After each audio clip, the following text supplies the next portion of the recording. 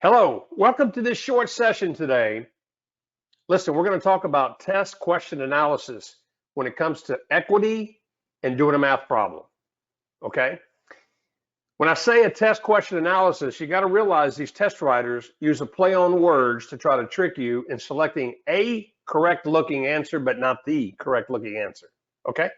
So you want to be able to decipher the play on words that they use so you don't confuse and select an answer that looks right, but it's not the correct one.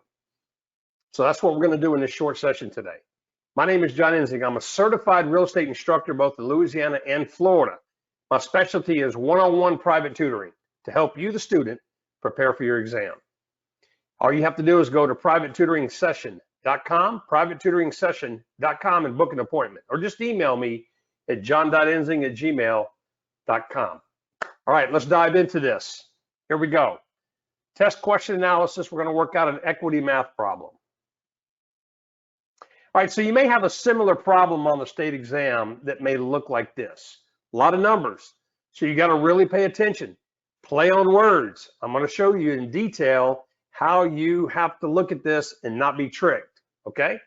So a condo owner purchased a condo for $275,000 and listed the unit to sell for $370,000. The condo unit appraised for $350,000.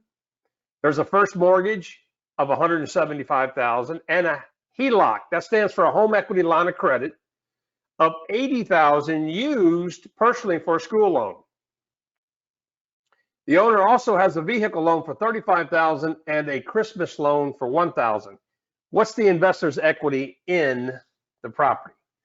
Now we got a lot of numbers here, and there's also some play on words you got to pay attention to, okay, when it comes to calculating this equity problem.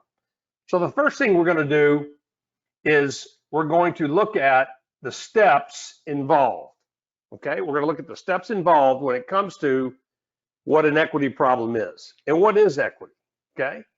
So equity is defined as the market value minus the debt on the property.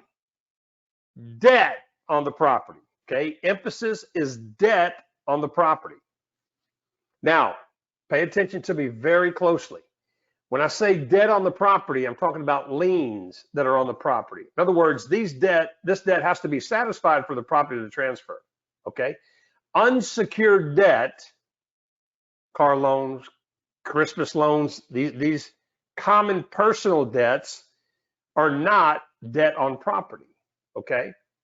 Although there's a lot of numbers here, it doesn't pertain to the problem, okay? But you got to watch the play on words, and I'm going to explain in detail here shortly. So we're talking about equity is defined as the market value minus the debt on the property. Now, step number 2. So once you understand and got the formula, market value, not list price, not what they paid for it, but what's the value of the property? Another word you could use is what did it appraise for? I'll give you a hint there.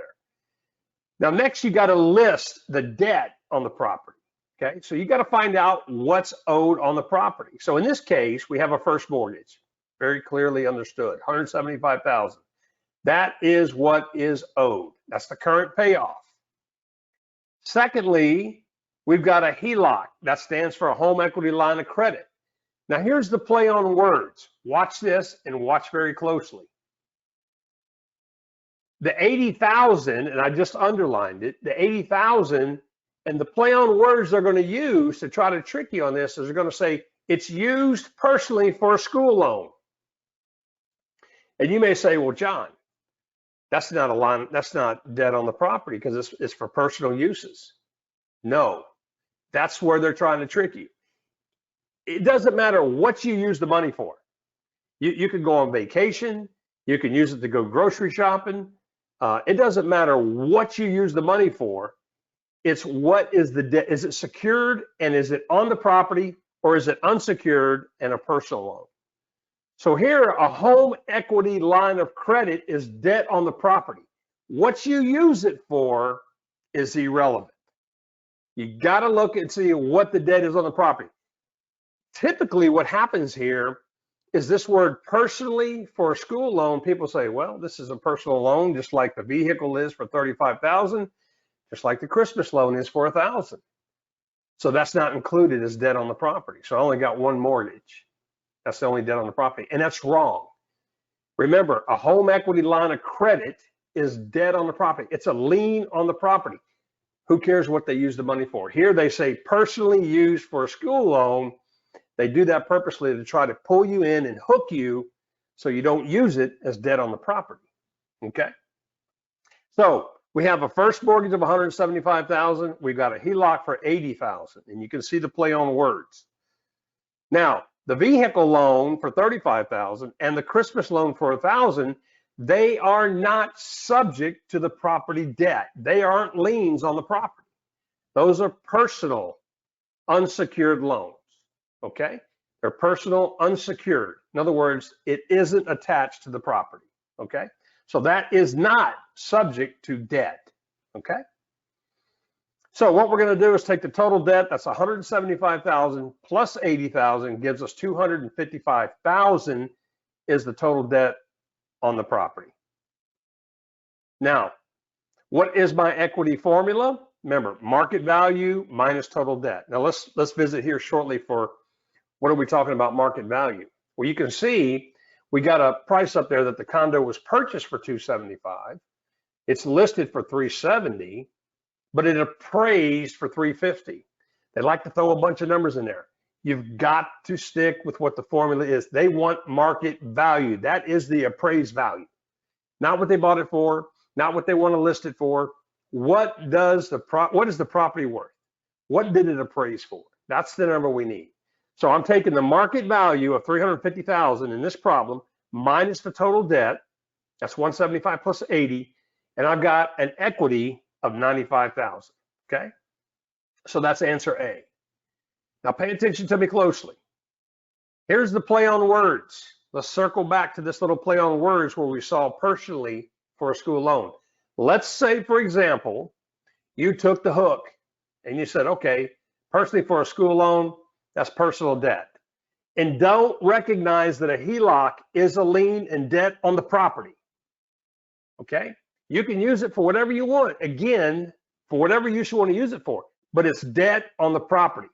But let's say you look at and you get hooked on this play of words of personally for a school loan, and you say, look, I'm going to incorporate that with my vehicle loan and my Christmas loan. So the only debt I got on the property is $175,000. So I take my market value minus my 175, and I got 175,000 as my equity, which is answer C. So you choose answer C, but it's the wrong answer. Okay?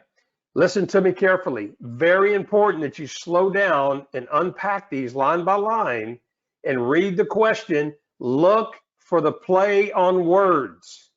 They love to use descriptions like this, personally for a school loan, to try to, again, hook you and get you into not using it as debt on the property. But it's a HELOC, so it is debt on the property. Again, who cares what we use the money for? School loan, buy a car, go on vacation, it doesn't matter. It's debt on the property. Okay? And listen, I hope you enjoyed this little short session on test question analysis when we're talking about equity and working the math problem. Watch the play on words. Okay? They can trick you, and you can select an answer that's not correct, but seems to be correct. Okay? Listen, if you need some more tutoring and you want some help, privateturingsession.com, privateturingsession.com. Good luck on your exam. Bye now.